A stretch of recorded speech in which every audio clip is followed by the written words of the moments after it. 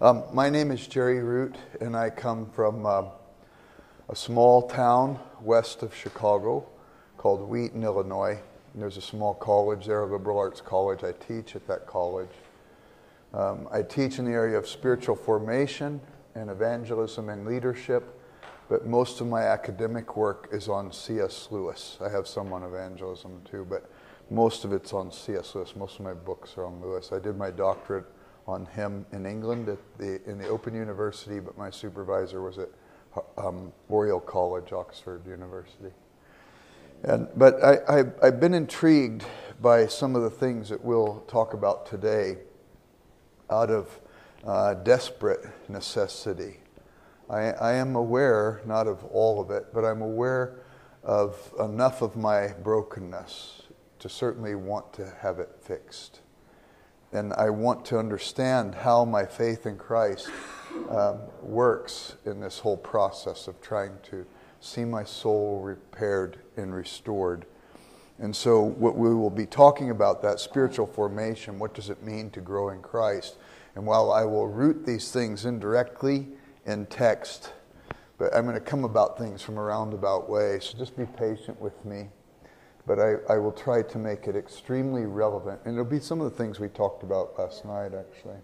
I'm going to borrow from the very end of your notes and say what I would say in conclusion first. And I think it might be helpful. In the Middle Ages, the people concerned about spiritual maturity referred to something called the scale of perfection. And when they would use the word perfection, they didn't mean that they thought that people could become perfect this side of heaven. The scriptures are pretty explicit about it, that we won't have things all together till we see Jesus face to face. But there is a process of maturation that these early teachers in spiritual formation would refer to. And the scale of perfection was rooted in the text from Isaiah. Did I spell that right? Isaiah 6. And this is the passage where Isaiah goes into the temple, and he has the vision of the temple being full of the glory of God, and the seraphim are crying out, "Holy, holy, holy is the Lord God." And there are some people who suggest that they say holy, holy, holy because holiness is the archetypal attribute of God. They never say truth, truth, truth, justice, justice, justice, love, love, love. I don't think that's the reason why they say holy, holy, holy. John 12, the text is referred to them seeing Jesus. In Acts 28, though it's a little more ambiguous, the text seems to be making a reference to the Holy Spirit. So my guess is that they're saying Holy Father, Holy Son, Holy Spirit. The key is what's happening to Isaiah in the process. If we discover at the beginning of that text that he's going into the temple in the year of King Uzziah's death, that little bit of detail is extremely important for us because King Uzziah had been king for 52 years.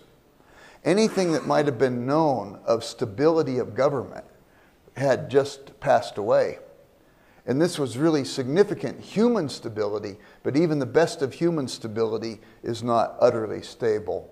When I was born in America, Harry Truman was the President of the United States. 52 years ago, President Eisenhower was the President of the United States. If somebody wanted to really know what life was like before Eisenhower was president, they would probably have to be well into their 70s to have some significant understanding of the different political things going on between countries and so on. So Isaiah sees this dramatic event, instability. But at that moment he sees the Lord lofty and exalted, the whole train of his robe filling the temple. He sees the seraphim saying, "Holy, holy, holy." And he's defining himself in relationship to God. And spiritual formation is in some ways adjusting the scoliosis. Do you know the word scoliosis? Curvature of the spine. It's adjusting the scoliosis of our rational life, our moral life, our emotional life to the plumb line of God's character. So we define ourselves in relationship to him. I'll talk more about that in a bit. But Isaiah, seeing that God is holy, responds and says, "Woe is me, I'm a man of unclean lips. I come from a people of unclean lips." And this awareness of his own brokenness and his sin is the first step in the scale of perfection. And it is the scale called the purgative. It is awareness that things aren't right in my life, and I need by means other than anything I can manufacture to have them fixed. He does not divert his eyes from God at that moment. He continues to look. And in that moment, he sees God direct the seraphim to take a coal from the altar and take it and touch his lips and cleanse him and make him whole. So in a sense, Isaiah comes into touch with the love of God and the grace of God and the mercy of God that is greater than all of our sin. And so we come to the second phase, which is the illuminative. The illuminative phase of maturation. And this is a phase that comes to the realization that the love of God is ontological. God is love, it says in 1 John. And if God's love is ontological, then that means it is unconditional. It is not improved by my well-doing, nor is it diminished by my poor performance. God is love. And this is an important, definitive characteristic. He keeps looking at God, and he sees the heart of God. And he sees, in a sense, God is saying, "Who will go for me and proclaim my grace, my holiness and my grace in this broken world?" And Isaiah raises his hand and says, "Lord, send me." And he becomes united with the purpose of God. And this is called the unitive phase. And a person is mature when they finally enter into the realm of saying, "I have been wired for purposes that God has prepared for me, and I get to go and function in the realm of those purposes." Years ago, I knew a man, and I heard him speak at a missions conference. And this man had started a church in Ohio in the United States, and he started it in a very small Bible study in his house, maybe 25 people. After about 10 years, this church grew to 1,000 people. And then he left and went to teach in a seminary in Singapore.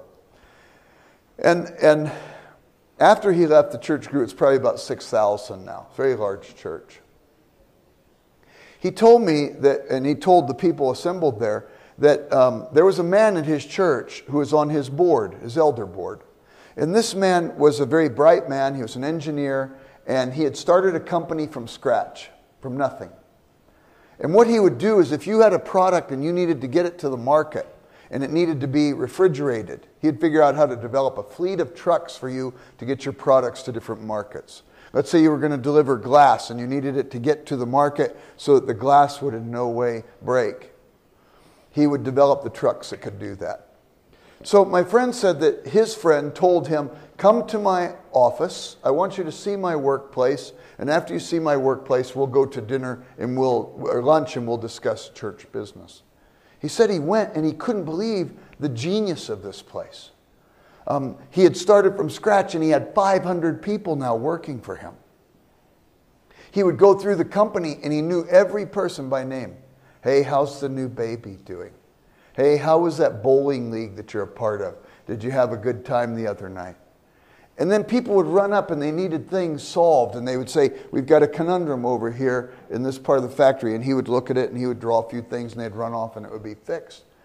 My friend said, "I knew this man for years at church, but I never really got to know him till I got to know him in his workplace." You can know God for years. You will never truly get to know him till you get to know him in his workplace. And that's the unitive. Because we're looking for a way that we can fix what's broken, be encouraged by the love and grace of God, and then move out in purposive activity in service of Christ. I think in a sense, we gain our sense of self based on how we define ourselves in light of the character of God, and particularly, I would suggest to you, in light of his love. C.S. Lewis wrote in Mere Christianity that he thought that pride was the great sin. I disagree with C.S. Lewis. I wrote my doctorate on Lewis. I wrote my master's on Lewis. Got a bunch of books on Lewis. I like Lewis, but I don't always agree with him. Now, when he said he thought pride was the great sin, Augustine also said this in his commentary on Psalm 19. So if I'm disagreeing with St. Augustine and C.S. Lewis, I'm probably wrong, okay? But let's just see if I can make a case, all right? When they said they thought pride was the great sin, they thought that it was the central sin from which all other sins generate and constellate. I don't agree with that. If they would have said that they thought pride was the great sin as if it was the greatest point of a process, like if we look at a pyramid, we could say the greatest point on the pyramid, the apex, might be the greatest, but we know that when we say that, there are things beneath that that are far more substantive. Okay? This I would be okay with. So if we consider pride in this regard, and I'm not talking about pride of a job well done or pride that you take if you have a friend who does something well. I'm talking about that form of pride that makes itself look better than it really is. What precedes this? And I want to suggest to you that maybe it is fear and insecurity. You see, if you knew me like I was, maybe you would reject me. So I try to make myself look better. In our Christian churches, we can fall into this. We marginalize strugglers. We say out of fellowship, carnal, backslidden. Though nobody says it explicitly, implied in that is you better have it all together in this community. And if you don't have it all together, then we feel like we might not be accepted. So you go to those churches and people say, how are you? We say, fine, I'm fine. We don't want to talk about what's going on inside lest we be rejected. And it becomes a grace-denying construct, you see. Anne Lamott, in her book, All New People, it's a novel, she has this a young woman talking to her mother. And the mother says, oh, what sound does a one-hand clap make? The answer, of course, is nothing. There's nothing for it to hit. And the daughter says, well, the Japanese have a proverb, what sound does rain make? And the answer is it doesn't make any sound till it hits something. A hat, an umbrella, a puddle. And the discussion is about grace, and they don't finish the discussion. You as a reader have to finish it. What sound does grace make? Doesn't make any sound till it hits something. A broken heart, an estranged relationship, an area of temptation that we fall to over and over again. And so consequently, I would suggest to you that this fear can keep us from grace. And in fact, if I'm right, that pride is preceded by fear, this leads us to what I think is the great sin. And the scriptures are explicit at this point. In John 4:18, it says, perfect love casts out fear. Now, perfect love, I would suggest to you, is something that's different than we experience on a human level. If perfect love casts out fear, imperfect love breeds anxiety. You and I have never been loved by another human being perfectly. So we are saddled with the burden of anxiety at some level. And it gets worse before it gets better. You and I have never loved anybody perfectly either. And well-intended as we may be, the people who look to us for love, they have suffered their disappointments as well. There's only one person who knows us utterly and loves us completely, and that's God. So I would suggest to you that the greatest sin is to be neglectful of the love of God, or to reject the love of God. And to reject it makes us self-referential, and it makes us utilitarian in our relationships. To accept the love of God makes us self-aware, and it can make us empathetic in our relationships. And empathy is an incarnation-like activity. It disposes us to go and serve others, try to understand their world. It's like the unitive way, as you saw just a moment ago. There's a movie I saw years ago. I was on an airplane, and when I watch a movie on an airplane, I always have to be careful about recommending it because you never know what they might have sanitized on the movie. But the movie was called The Notebook. Did any of you ever see that movie? Any of you? Well, let me rehearse it for you, the story. It's a chick flick, right? but I loved it, huh? You didn't like it? Wow. Well, let me see if I can say some things about it and use it as an image or an analogy here. The movie starts out with this old man who comes to a rest home. And he goes to read a story to an elderly woman. And she stands off from him. And the nurse has to say, it's okay. He comes and reads to you each day. So your impression is this is a nice old man who in his retirement does volunteer work at the hospital reading stories to people. And so the whole movie is this old man played by James Garner, the old woman Gina Rowlands, and he's reading the story, and there are flashbacks to the story itself that he's reading about. And the flashbacks are a young couple, played by,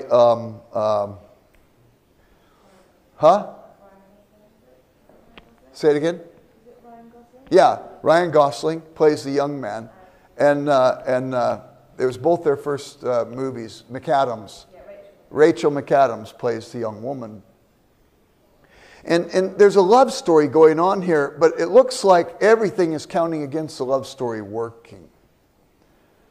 The young woman's family has come to summer at this village in the south of the United States. She's from a very wealthy family in the big city, maybe Atlanta or something. And this young boy has grown up in this town, but she's of a different background than his. She is from a wealthy family. He is from a poor family. He's not an uneducated boy. He's been to high school, not to university, but he likes the poetry of Walt Whitman and he seems to be a reader. But she has been educated in all the right schools. Also, her family is together. There's a mother and a father. Whereas the boy's family, it's only the father, and we don't know what happened to the mother. Did she die? Has there been pain that way? Did she leave the family and abandon them? Has there been pain that way? But clearly there's been some pain there. Everything counts against this love relationship working. The summer comes to an end, and the young boy pledges to the girl, I will write to you every day. But the mother, who doesn't want anything to happen with this relationship, intercepts the letters as they come each day and hides them from the girl so she never knows. The girl thinks he said he would write every day and he never has. The young man thinks, I've written every day, she didn't care enough for me to write me back. And though things work against this relationship happening, there's still something going on in the hearts of these two percolating towards one another. World War II breaks out, and circumstance separates them all the more. And finally, in impossible circumstances, after the war is over, these two get together. And it's about that time in the movie you realize that it is this old man reading the story to this old woman, and they are the two in the story. It is their love story this man is telling. They come to the last of the day, and they're eating in this room at the rest home. They've had a nice dinner. There's a bud in a bud vase. There's a candle burning. There's music playing in a record player, and the whole room is pulsating and screaming out to this woman the love of this man for her. And he finishes the story. And just as he finishes it, the woman has cognition draw across her face. And she says, that's the most beautiful story I've ever heard in my life. And it sounds so familiar to me.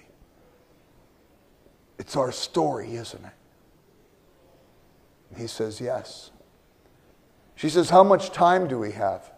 He said, last time we had 5 minutes. She says, how are the children? That's a question a mother would ask. He said, they're fine. They came to see you today. She says, oh, tell them that I love them. He says, I will. And then she says, will you hold me? Can we dance? And they dance as the music plays. And as quickly as she fell into cognition, she falls out of cognition and finds herself in the arms of a stranger. And she screams out of fear. And the orderlies have to come in and sedate her. And James Garner's character is standing there, leaning against the wall, biting his knuckle, and he is weeping. I'm a high T on the Myers-Briggs. I'm a thinker. But at that moment when I saw the movie, I broke out into tears and wept. I thought to myself, why did I weep at that moment? What was that about? As I thought back about it, I realized this is all of our story. We are all part of an impossible love story. And it looks like it's never going to work out. We have been wooed constantly by a great lover. And we have these brief moments of cognition. And as quickly as we fall into cognition, some little disquieting thing occurs. And it seems like we fall out of cognition just as quickly and we scream in our discontent, thinking we're in the arms of a stranger. And when I saw James Garner's character weeping there, I realized in a sense that that's what God's heart must be like, a window into his heart, that he loves us so deeply and he wants us to know that love and he wants us to live in the light of that love. And in light of that, I would suggest to you that I would like us to look at a couple of metaphors that relate to, or a couple of analogies that relate to our beginning to understand our identity in light of God's love and grace and the operations of his forgiveness, that he can prepare us for ministry to other people. That's spiritual formation and spiritual maturity. The Bible says in Revelation chapter 2 that when we get to heaven, God is going to give us a white stone, and it has a name on it. Often in Scripture, a name characterizes the idea of identity. You will no longer be called Simon, the reed easily blown by the wind. I am going to call you Rock, Peter. You see, he's envisioning something for him, an identity for him. And one day we will get to heaven, and God, it says, will give us a white stone with a new name on it. And interestingly enough, it says a new name known to us. How could it be new and known? And I think it's because all of our life we're getting down payments on this identity, you see. So what does this look like?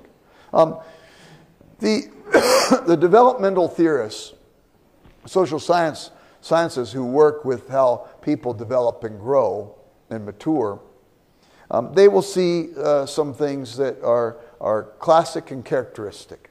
Matter of fact, we can even talk about a 2-year-old, and we call them the terrible what? Terrible twos, right? Do you have those phrases in your countries? I don't know if you do. You don't have anything like that? Well, the way it works, they call it terrible twos in the English-speaking world, and partly because a little toddler, when they're little and they can't walk, you put them down and you come back a few minutes later, they're at the same place where you left them. But when they're 2, you put them down and those legs work and they're gone, you see. It's not that it's terrible twos, it's just inconvenient twos, but we project on it.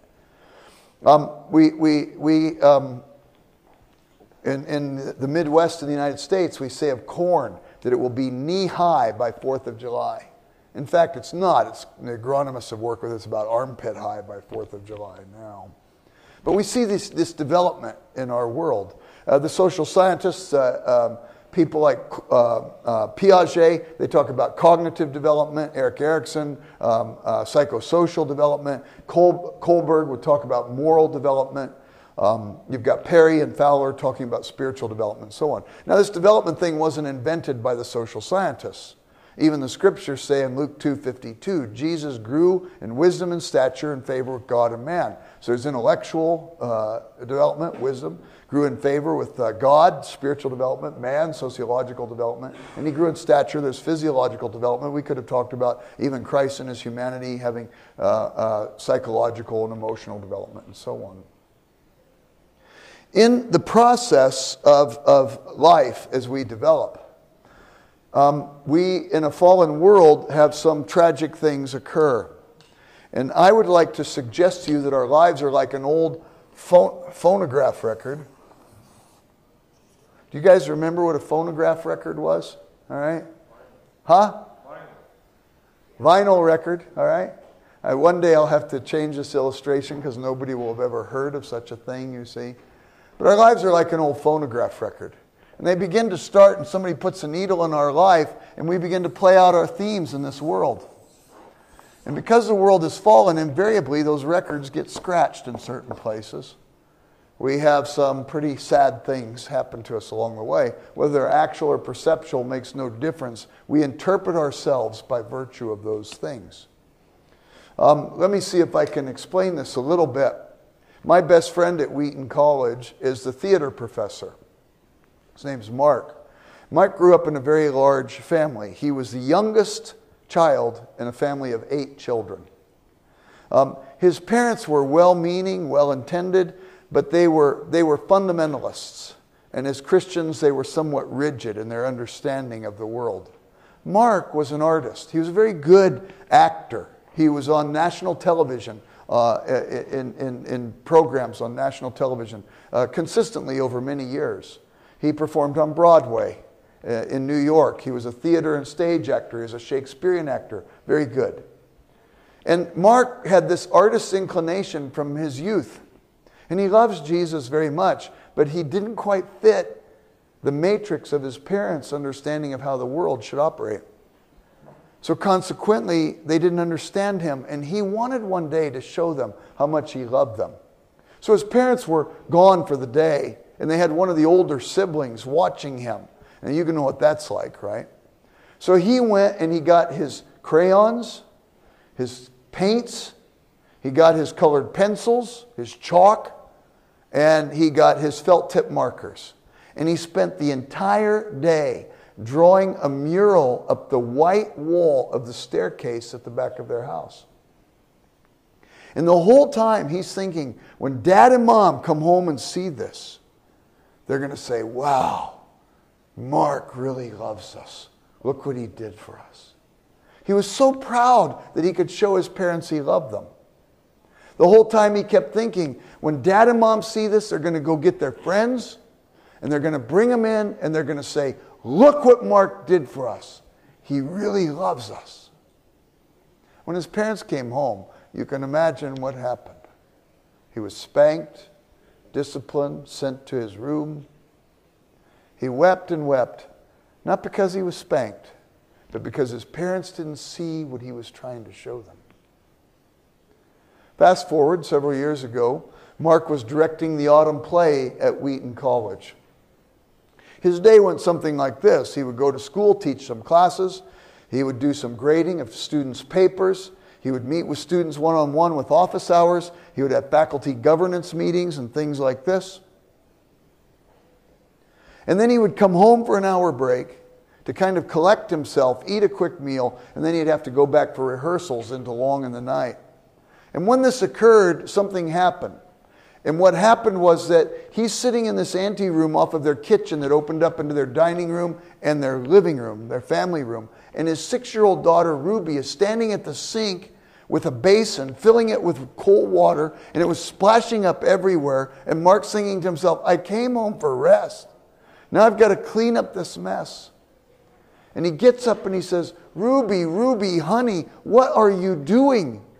And it was at that particular moment that his daughter Ruby burst into tears. And Mark's wife Mary said, Mark, she knew you were tired. She was just getting water in a basin so she could wash your feet. And Mark immediately remembered what had happened to him when he was 6. He goes, oh, Ruby, honey, I'm so sorry. He helped her with the basin. He said it was the coldest water he ever put his feet in his life. And then he said, my parents didn't get it right.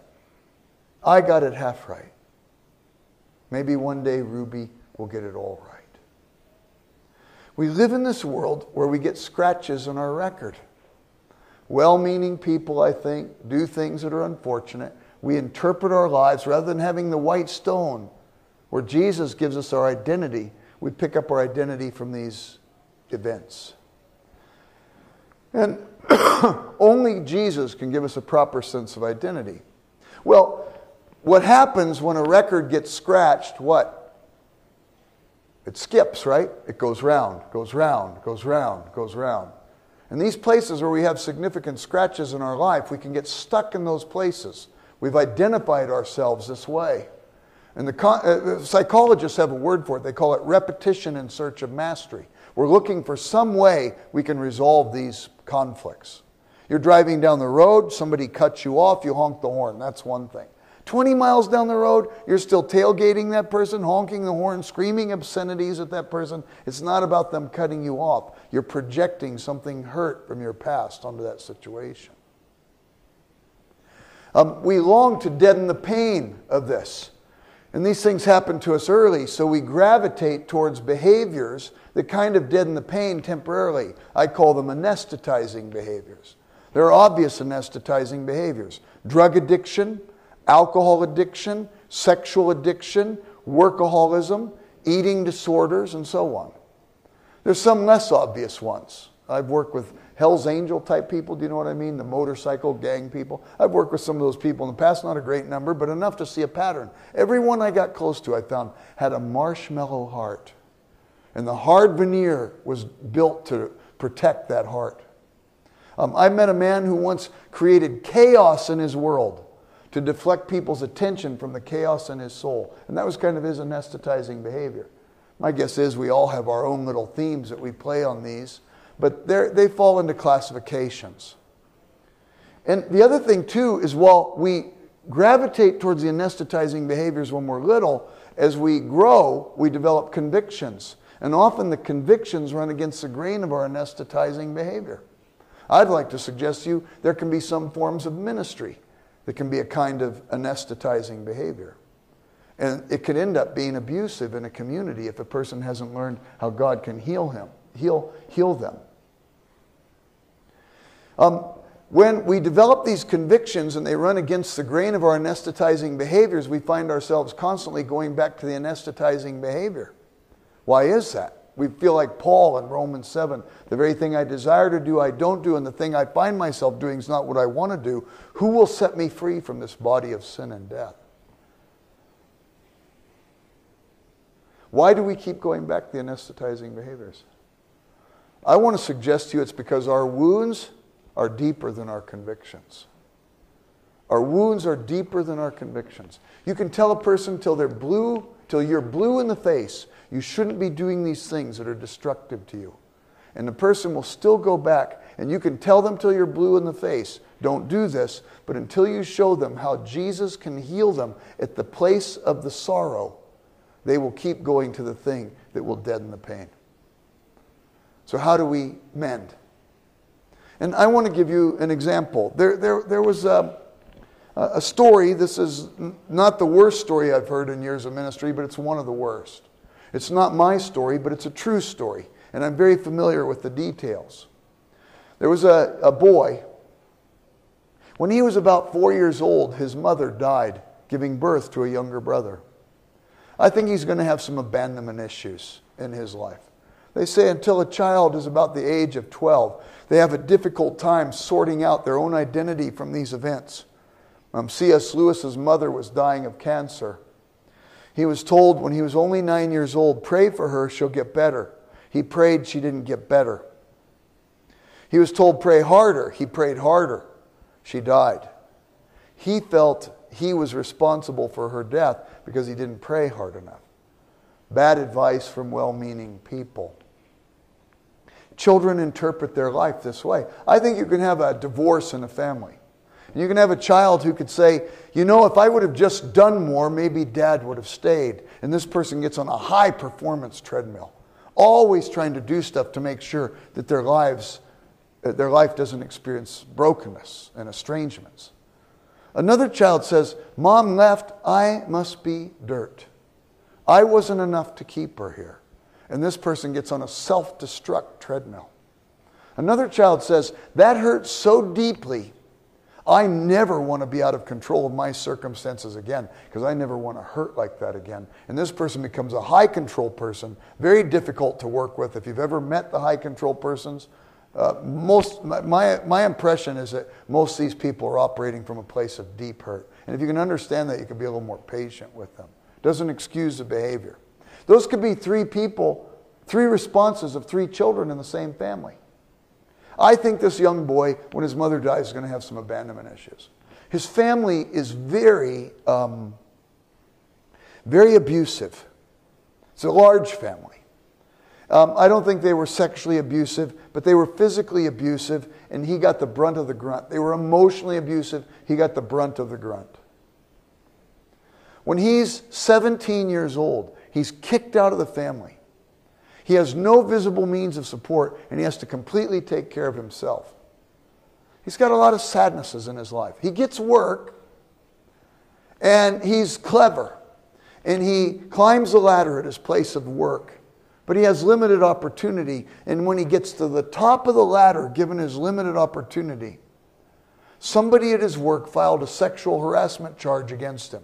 I believe in my heart of hearts this man was innocent, but he went to prison for it for 7 years. When I was in college, my roommate, after he got married, on his 6th anniversary, slit his wife's throat from ear to ear, murdered her. He went to prison for 3.5 years. This young man, for trumped up charges that he did not do, went to prison for 7 years. Can this young man with all these scratches get better? Because if he can, then I believe we can too. Do you know whose story I just told you? Anybody? Actually, you all know this story.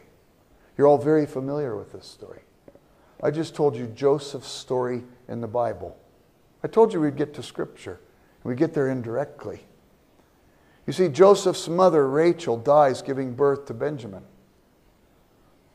And Joseph's brothers were so hostile towards him and treated him so poorly. Why did they treat him poorly?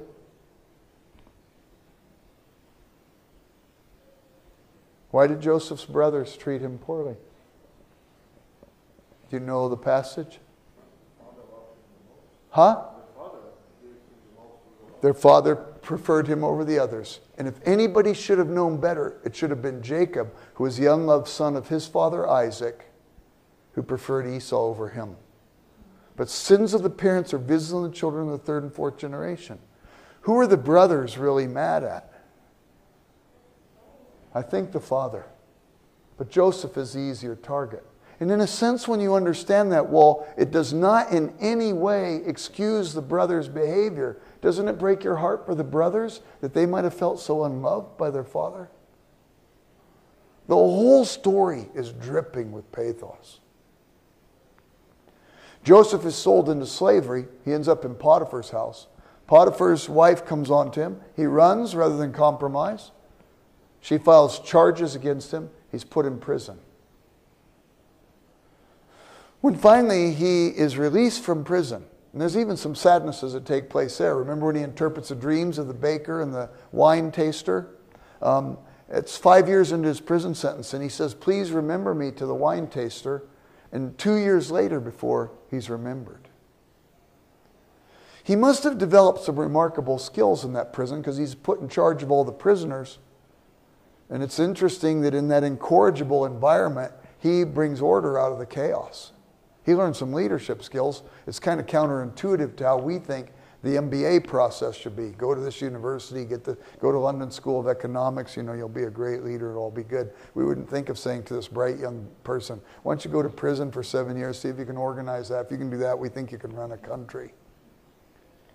How does Joseph get better? When he's elevated second only to Pharaoh in Egypt, what he names his children reveal to us his process of healing. And the process of healing works something like this. The first child's name is Manasseh. Does anybody know what Manasseh means? Manasseh, does anybody in here ever know what Manasseh meant? Sometime in your reading of the Bible. You knew at one time? Huh? It's exactly what it means, I forget. I knew we could draw it out of you. Manasseh means I forget. And Joseph says, for God has given me the power to forget what happened in my father's house.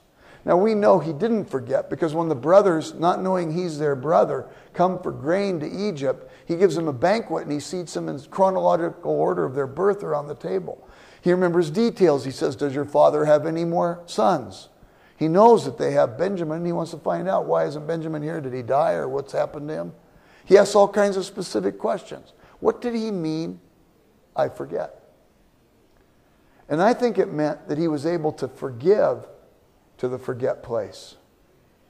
If you have a sad thing in your life, a really deep sad thing, if you have a long drive ahead of you, a couple hours, your mind will start to gravitate towards the unresolved pain. And while you drive, you'll start to go to that place once again, and you don't want to, so you'll anesthetize by turning on the radio or the CD. I would suggest you sit with it. Don't turn on any sound. Re-enter that sad place and grieve what happened to you. As you remember it, you'll get angry all over again. Then you'll get sad all over again. And then you'll come to the place where there'll be some resolution and you may be able to forgive. C.S. Lewis said, everybody thinks forgiveness is a great idea till they have somebody to forgive. It's really a lot of work. But what's corrosive is if we don't forgive. Anne Lamott, that author I told you about a moment ago, she said, bitterness, which is the consequence of not forgiving, bitterness is like you drinking the rat poison and then waiting for the rat to die. So a couple weeks later, you got another long drive. It takes 2 hours again. A couple weeks later, 2 hours again. A couple weeks later, 2 hours again. A couple weeks later, 1 hour and 50 minutes. A couple weeks later, 1 hour and 40 minutes. Then 1 hour and 30. Then 1 hour and 10. Then 45. And then it takes 3 hours, you have a relapse. But one day the memory of the thing and the forgiveness become a single moment for you. And that means you have grieved and forgiven. When C.S. Lewis said, when God says don't forgive, Jesus said don't forgive 7 times, forgive 70 times 7. He says maybe it takes 490 times to get over one offense. When Lewis's mother died, his father, not knowing how to deal with the sons, sent them off to a boarding school in London where they were beat and horribly mistreated. 6 months before Lewis died, in 2 different places, he wrote, I think I have finally forgiven that headmaster who treated us so badly. These things can take a long time.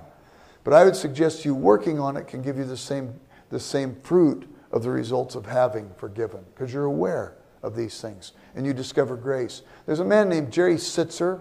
He teaches, a theologian. He teaches at Whitworth College in Spokane, Washington. He wrote a book where he said, we're most like God in the world when we're most unlike Him in relationship to Him. We're most like God in the world when we're most unlike Him in relationship with Him.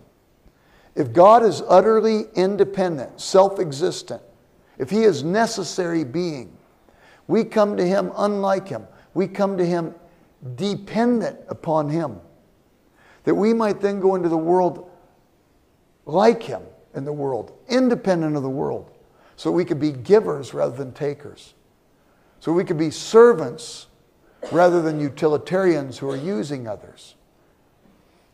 There's a sense then where if I have trouble forgiving, I need to go to God and not beat myself up. Go to Him with the realization I'm struggling here and lather up in the rich reservoir of His forgiveness of me that I might go back into the world more forgiving. If I find I'm unloving, go to Him in my unloveliness. Receive from Him His love that I might go into the world more loving and more like Him. Joseph has a second son. The second son's name is Ephraim. And Ephraim means be fruitful. Get on with the fruitful purposes for which God made you. There's a little bit of the purgative, illuminative, and unitive in that whole process of Joseph's story. He has to discover his own deficiency, his capacity then to have to learn to forgive. He discovers the power of God's forgiveness and grace in his life, and he becomes a healer of his people. I once had a young woman come to my office at the college where I teach, and she just burst through the door. I didn't have office hours at that time. She just came in. She said, Jerry, I've got to talk to you. I said, yeah, what's up? She said, I was in chapel today, and the woman who spoke in chapel spoke about the fact that God loves us not based on our performance. For the first time in my life, I grasped that God loved me not based on my performance. All of my life, I have struggled with performance issues. I said, wow, this is big. We've got to worship. Let's thank God. And so we prayed and worshiped God for what she had discovered that day. When we were done praying, I said, I have a question I need to ask you, though. You said you've struggled about this all your life. What's that all about? She said, well, I suppose you're going to tell me that it's my parents. I said, I'm not going to tell you anything of the sort. I don't know what it is. Maybe you were a child and in school in the lunch line, somebody pushed you into another child and the child in front of you turned around and said something horrible to you. These things can Velcro to us in amazing ways. I don't know what it is. She said, well, my sister thinks it's my parents. I said, I haven't said anything to you about your parents. You've defended them twice. What's that all about? And just then the dam broke. And what gushed forth was her for 20 minutes telling me about being raised in a missionary family where a father abused the kids, and he abused them by control. He was an unfulfilled person. He was unaware of the love of God, and consequently, he did horrible things to his family. And she would say that if you didn't perform and do what he wanted you to do, he wouldn't even talk with you, sometimes for 3, 4, 5 days. And she said we all had to jump to his concerns, and the whole family was the expression of his dysfunction. And she was angry. 20 minutes. At the end of 20 minutes, she said, I don't think I'll ever be able to love my parents. I said, it's not an option available to you. She said, what do you mean? I said, 20 minutes ago you came in here and told me you learned that God loved you not based on your performance, and now you told me that you're going to withhold love to somebody else based on theirs. If you really begin to understand, you will begin to love like Jesus. He proved his love for us, and that while we were yet sinners, he loved us. I want to give you another image to explain these concepts. How much time do we have? 22 minutes. I want to use another metaphor, if I can. And I'm going to talk about 3 rooms that I think all of us have to pass through. If there's 3, there could be 103. I don't want to be too formulaic about it. But nevertheless, I'll say these 3 are essential ones in the process. The first room I'm going to call the Good Will Hunting room.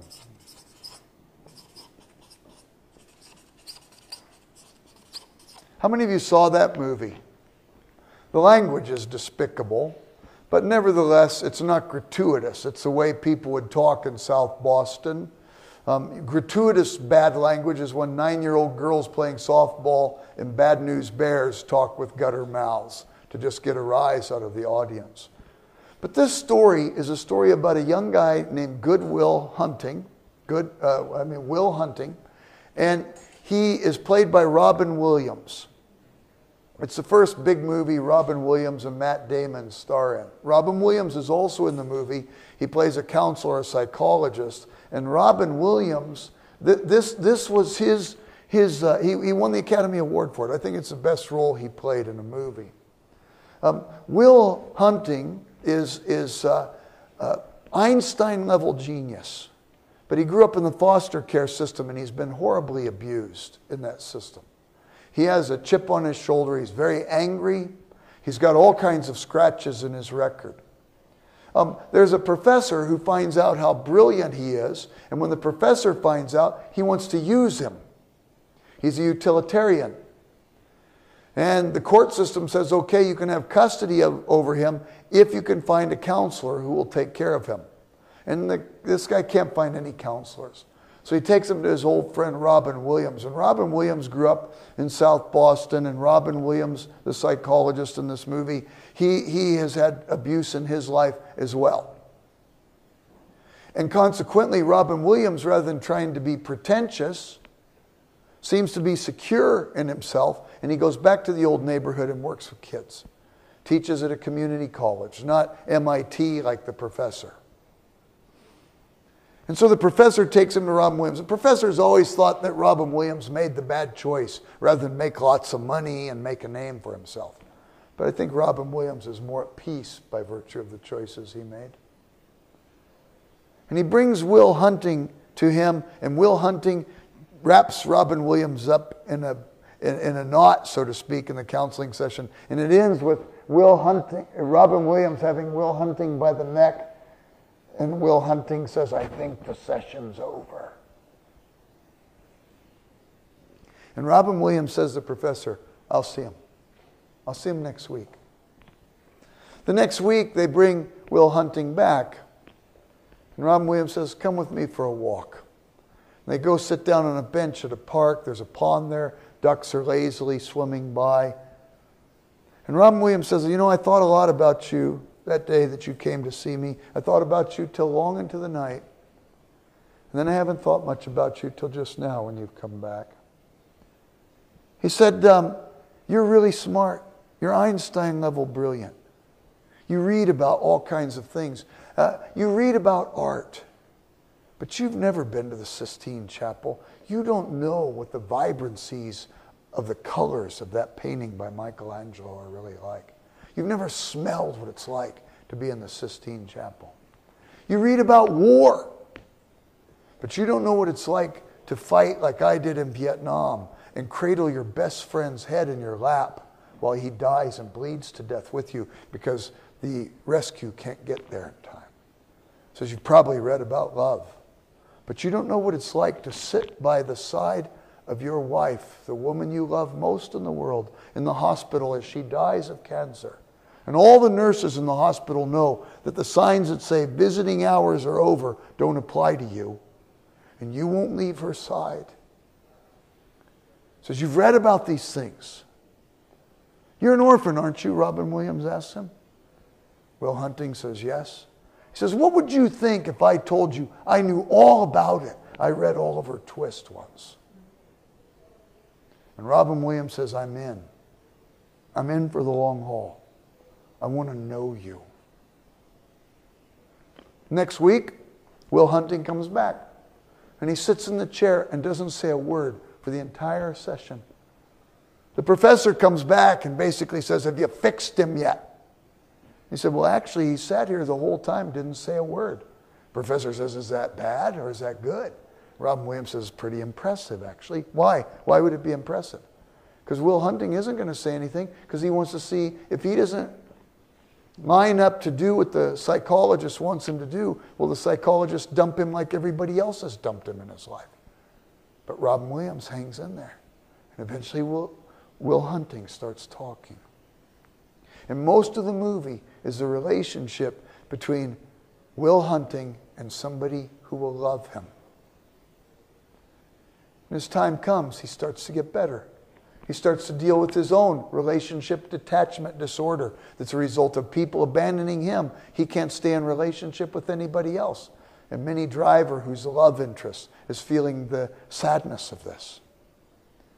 There comes this poignant moment in the movie, late in the movie, where Robin Williams comes in and lays on a table all these pictures from Will Hunting's file that show the abuse, knife wounds, scars where cigarette butts were put out in his arm, bruises, and so on.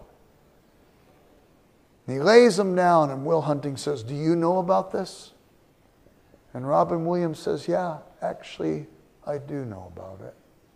And you realize Robin Williams had been through similar things, but he worked through the process so he could come back to be an angel of mercy, basically, in that community. And then Robin Williams says to Will Hunting's character, what are the words? The most poignant words in the movie. Everybody remembers. What did he say? It's not your fault. It's not your fault. And Will Hunting says, yeah, I know. Kind of laughs it off. As long as he can laugh about it, Robin Williams knows he doesn't know. He says, it's not your fault. And Will Hunting says, I know. Robin Williams says, it's not your fault. And Will Hunting says, I know. And Robin Williams says, it's not your fault. And Will Hunting says, stop messing with me, man. And he bursts into tears and falls in Robin Williams' arms and weeps and weeps. And at that moment, the cyst on his soul has been lanced. The pus begins to come out. And he realizes he does not have to define himself anymore by the scratches in his record. He can define himself by something else. Christians should realize we get to define ourselves by this. The God of the universe knows you. And He loves you. He loves you. I remember years ago when I came to the Goodwill Hunting room in my own life. I'd been raised in a very abusive family. I think my parents did the best they knew how. And I found out later, in fact, they did. Because later I found out about their background. I found out the horrible things they had happen in their life. And how a lot of it got played out in our lives because the sins of the parents are visited on the children, third and fourth generation. You can break the cycles of sin, however. My parents didn't break the cycles of sin. They filtered some out, but they gave us much. My mother had no standard of right or wrong, in a sense. It was all pretty self-referential on her part. If I was in the house and she got mad, she would just spank me and send me to bed without dinner and stuff. When I was a boy, from lunch till dinner, I had to be in the bed as a boy before I started school. Down in the bed for a nap. I hated bed. I didn't know what to do. I would just play. I wasn't allowed to have toys in the bed. If I got up and got a teddy bear or something and she came in and saw I had something in bed, she'd say, "How'd you get that?" And I'd say, "Did you get out of bed?" And I'd say, "Yeah." She'd spank me for getting out of bed, and she'd take the toy and I'd just have to be there. If I spent hours of my childhood playing with dust particles between the pulled shade and the windowsill, trying to pick them out. Have you ever done that before? It's really very difficult. They sort of move away when you close your finger. When I started school, I didn't have to do the nap. But if I was in the house and the rules changed unexpectedly, I'd be spanked and sent to bed. So I didn't come into the house even if I had to go to the bathroom. I'd urinate behind the garage. If I had to poop, I wasn't born with a sense of smell. So I'd just mess my pants. And my mom would find my pants were messed up and she'd say, "Why did you do this?"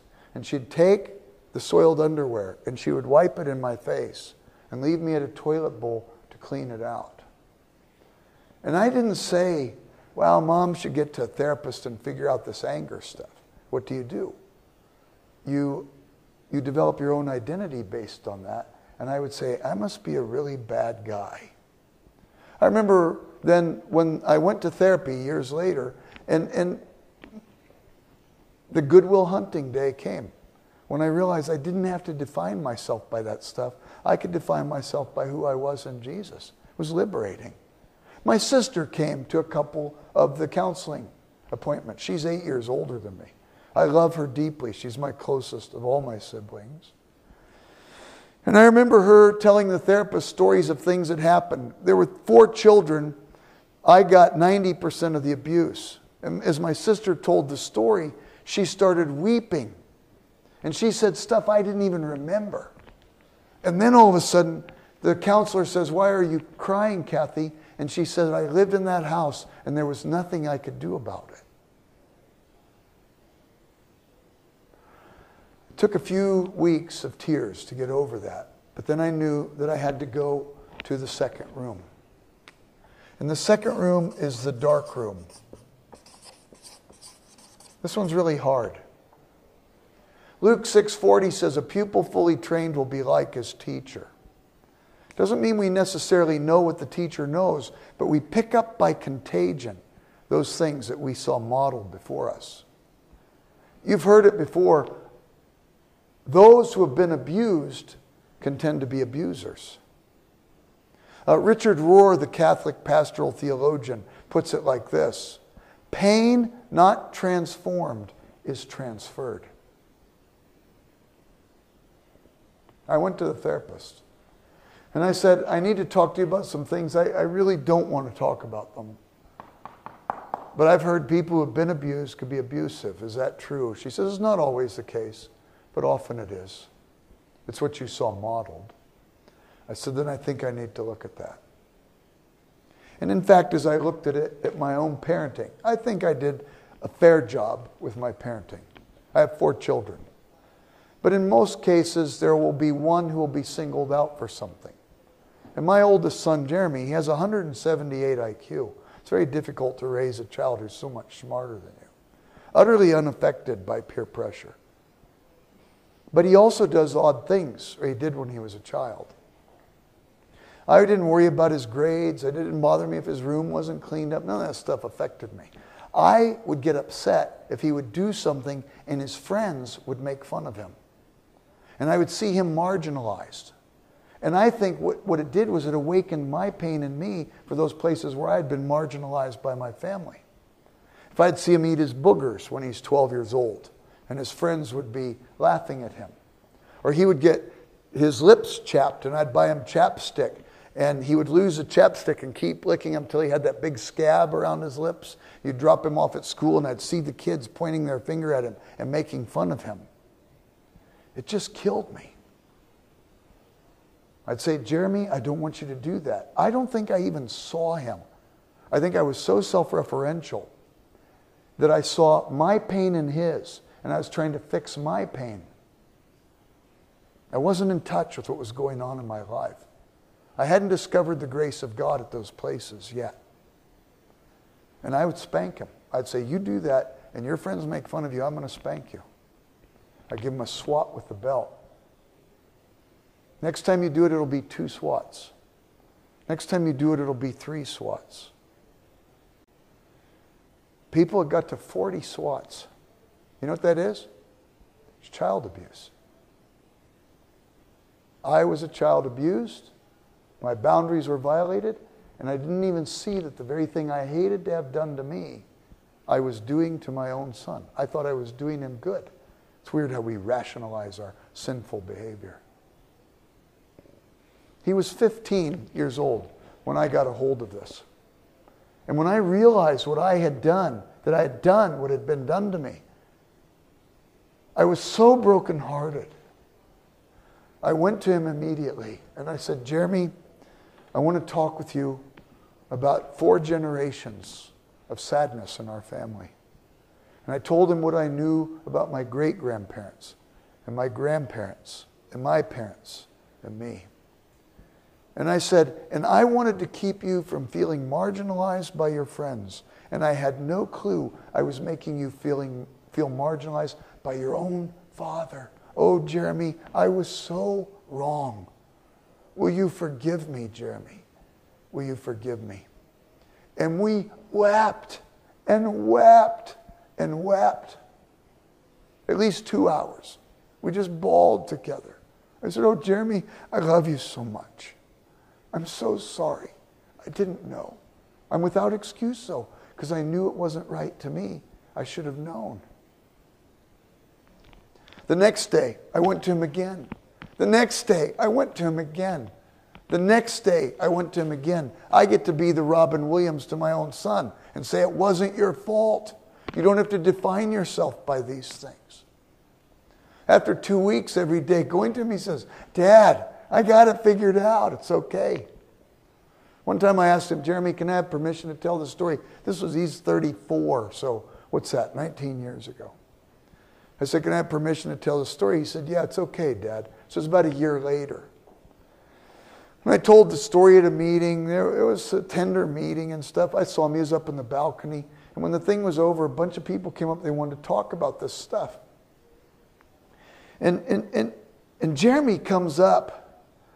I see him. He comes down from the balcony. And while people are talking to me, I'm very conscious where he's at. He comes right up to me. And he stands right next to me while I'm talking to people. And he puts his hand on my shoulder. It was one thing for me to talk about it privately with him. But for me to own publicly, it meant it really wasn't his fault. He's doing so well. He's got his own child now, and he loves his little boy, Boaz. The only problem with Boaz is that he's ruthless. Remember Boaz in the Bible, he married Ruth. Anyway, my daughter, Alicia, has her doctorate in psychology. When she went to do her doctorate, there was a time when she had to go through therapy, and she had to take each one of her family members with her to a session of therapy. She said, Dad, I want you to come with me one time. I said, okay. I said to my wife, I don't know what will go on, but anything that comes up, I'm owning it. I'm a goofy, messed up person.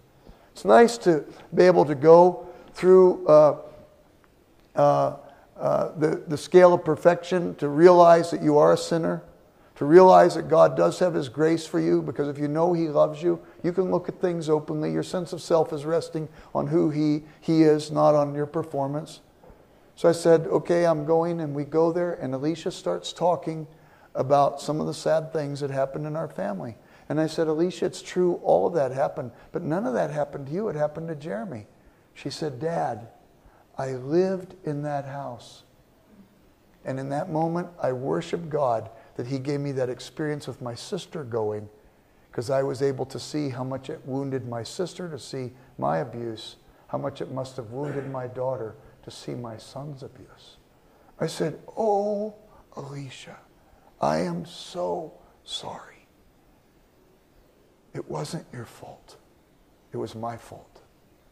In that moment, a thought came to me, and I did not share it with my daughter or with my son. And the thought was, while I was asking them forgiveness, in my mind I thought to myself, but if you only knew, in light of what had happened to me, that I was doing the best I knew how. I don't want to tell them that because it'll confuse for them my request for forgiveness. But when I realized that I was doing the best I knew how, what did that mean? That probably the people who hurt me were doing the best they knew how either. They also were doing the best they knew how. And that made forgiving them easier, which meant I entered into a world where I was able to become empathetic towards even the people who hurt me. And that's the third room. The third room, I would say to you, is the wounded healer room, where we can offer forgiveness to people who hurt us, where we can begin to see empathy even towards the abusers, and as we can see empathy towards them, we move towards something that's Christ-like. It's incarnational. And we enter back into the world, and this is synonymous with the unitive. Did I spell that right? Is it unitive? No. It's unitive, right? Unitive way, where we end up back into that realm. I think this is so. Let me see if I can play it out. Once my eyes were open to this, I started seeing things in Scripture differently. Because I remember saying to myself, this therapy stuff is so good. How come I don't find it in the Bible? And then I started looking, and it was everywhere. There was Joseph's story. I started looking at David. Why was David such a bad father? And I went to reread his story, trying to figure out, here's this man after God's own heart. He does all kinds of great things, but he's so out of touch. He doesn't know that Amnon wants to rape his sister Tamar. When he does, he doesn't deal with the thing. Absalom, the full brother of Tamar, holds bitterness towards his brother, eventually kills him. David has horrible circumstances with his kids. And then I went back and looked at it. When Samuel goes to anoint David king, he's told, go to Jesse's house and anoint one of Jesse's sons. So he comes to Jesse and he says, do you have any sons? He brings the first guy, big strapping guy. And Samuel says, this has got to be the guy. He looks kingly, or he looks presidential. And God says he's not the guy. Man looks at the outward appearance. God looks at the heart. Jesse brings 6 sons by and stops bringing sons. Samuel doesn't get it. He says to Jesse, do you have any more sons? He says, yeah, this guy over here, but he doesn't really matter much. And all of a sudden we begin to see that David was not given this kind of love by his own father. And he's a little bit out of touch on how to give love to his own children. You see this stuff over and over in Scripture. And in the Scripture we start seeing that it's this world that God sent His Son. In some senses so that through the love of Christ we can in a way reparent ourselves. And in the love of Christ we can discover how grace is operational even in the place of our brokenness and our estrangement. And we can minister Christ with greater confidence because we can see the power to heal us can be operational in other people's lives as well. So anyway, that's it. Any questions or comments? I think, Victor, and again, these are things that I'm confident there's lots of books about this stuff, but some of this stuff has been my trying to look at Scripture, look at my own experience and see how do these words of grace speak in these places. This is something that I've tried to figure out. I think all of us have two things going on in our life. We have our place of meltdown. What's the word I want to say? Our place where we get charged. Okay? Extroverts tend to get angry, or they tend to get anxious. Introverts tend to get anxious or depressed, which is anger turned inward. There may be other characteristics as well. You have something. When you get charged, when you start to lose it, what goes on in you? Where do you go? And to know yourself well enough to know what happens when that occurs. Second thing is all of us have our anesthetizing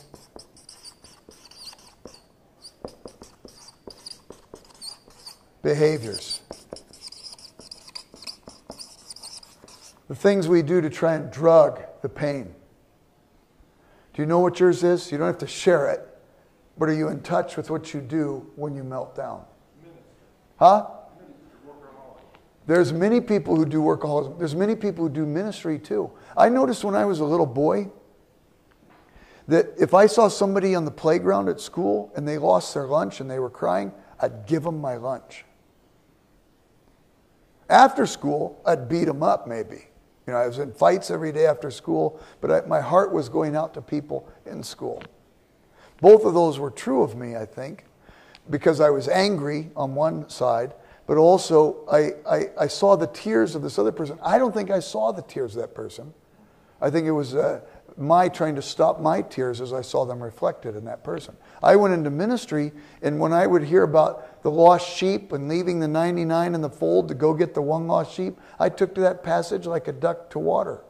I don't think I really saw the needs of the lost sheep. I think, this is a crass way to put it, it was a kind of ministry masturbation.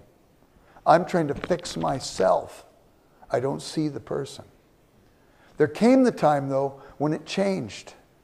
And I really saw the person. And I think God, who promises He'll give back the years the locusts have eaten, takes the good habit that might have been in place, even though you didn't see the person, and He's able to redirect it so that you really see the person and you do the good work. Does that make sense? But I think there's a lot of people in ministry who are trying to fix themselves. There's people in counseling who are trying to fix themselves and other people, and they don't really see the other person. Yeah, yep. So you rediscover what is your responsibility and what do you seek to discover God's forgiveness, and where do you need to seek forgiveness. That's very helpful. Let me see if I can play this out for you because it might be helpful. I would get a notebook and I would journal the places over the next 3 or 4 months where you find yourself getting charged or you find yourself going to your anesthetizing behavior. I would put the date and no more than 5 sentences, so it will make it possible for you to recall the event. If you have to journal and you journal 3, 4, 5 pages, the next time you have to journal, you're not going to journal, right? Because you say this takes too much time. Just 5 sentences, just so you can recall. And you journal the places where you got charged, or the places where you go to your anesthetizing behaviors. Once you've done this for about 3 or 4 months, number them, and then go back and see if you can't classify them. So let's say 1, 5, 7, 12, and 19 are places where you felt marginalized by somebody. So you put them down and you've got a term then that helps you look at the general concept.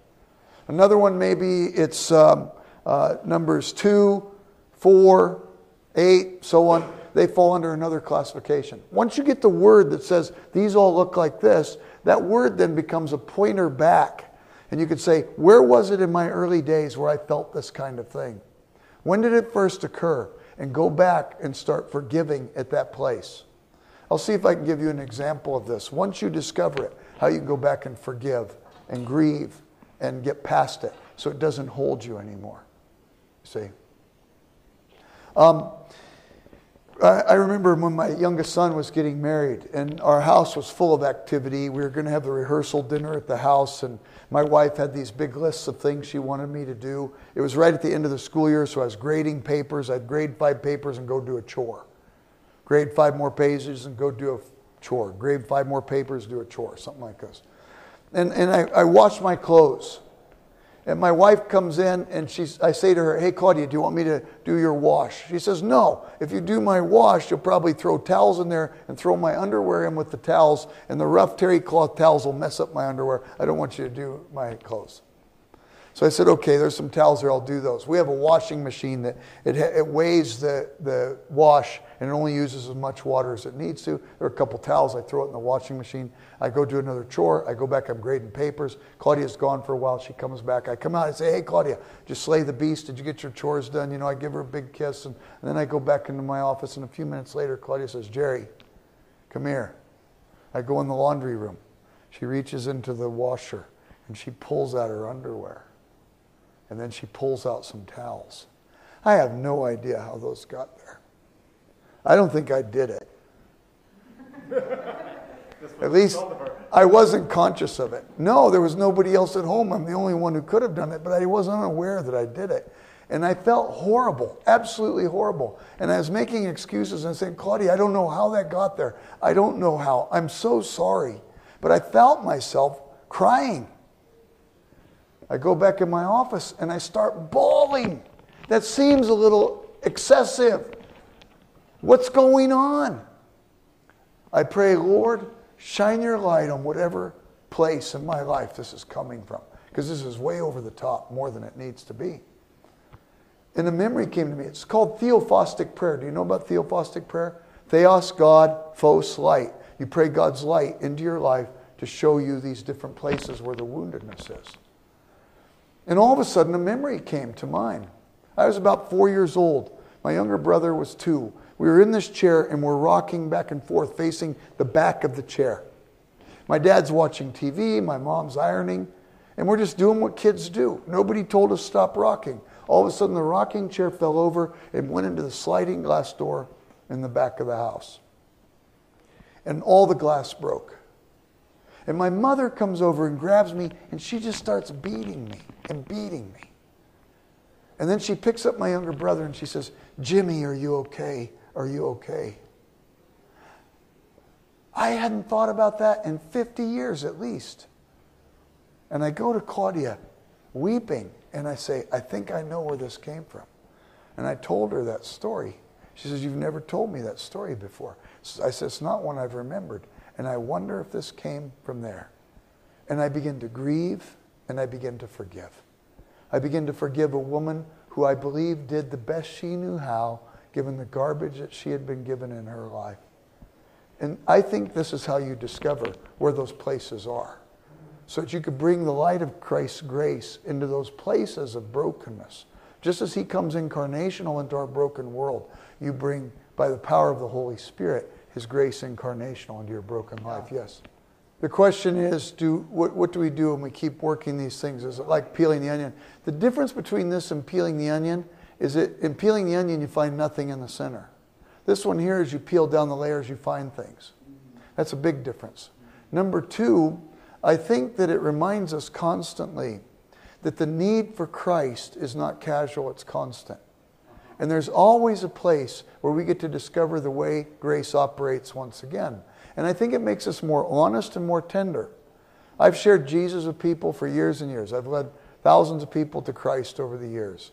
And I've followed up many of those people and seen them go lead people to Jesus. I like to tell people about Jesus, not because I have the gift of evangelism. I feel like I have the gift of encouragement. And I know that if a person doesn't know Jesus, that the most encouraging thing they can understand is that they're loved and forgiven by God. I go talk to people about Jesus, and they'll say, I don't want anything to do with it. I see too many hypocrites in the church. I say, you know it's perceptive of you when you see this. And the way I know it's perceptive is because I'm one. I believe in the high ideal of love, but I've had sharp words of people I say I love most in the world. I believe in justice, but there have been times I've been unfair with others. I didn't mean to be, but I realize in retrospect I had. 100% of the time, save one, in hundreds of conversations like that, the person has always responded and said, wow, when you put it like that, I am a hypocrite too. Now we're two pilgrims on the same road. And the thing that seemed like it was the door shutting in the face of my sharing about the love of God became the open door to share about the love of God. And I say, what have you found helps you when you struggle with these things? They say, I haven't found anything yet. I say, you know what I'm finding really helps? They say, no, what? And I share with them about the love and grace of God. And I think it's the same thing too. I could easily become inoculated to the grace of God because I can forget how deep my need is. But every time I do peel back something and I find another place where I get to work on these things, or some place where it percolates in my life and I discover, wow, the sin still has encroachment. I think it keeps me tender, and I think in ministry that's helpful. So that I'm never being condescending towards somebody else in ministry. I'm just a pilgrim on the same road with this other person. Richard Baxter said, we're dying men preaching to dying men. But there is the promise that one day it's going to be better. And we're going to be like Jesus. Before I never had sex till I got married. And I always wondered what that would be like. You know, I was really looking forward to it. I think about death the same way now. I want to serve Jesus as long as he gives me breath in my lungs. I'm not in any way suicidal. But I know that one day the brokenness will be fixed. And one day the glory will be manifest. And I'm as excited about that now as I was wondering what sex would be like before I got married. Is that cool or what? So anyway, we'll end it there.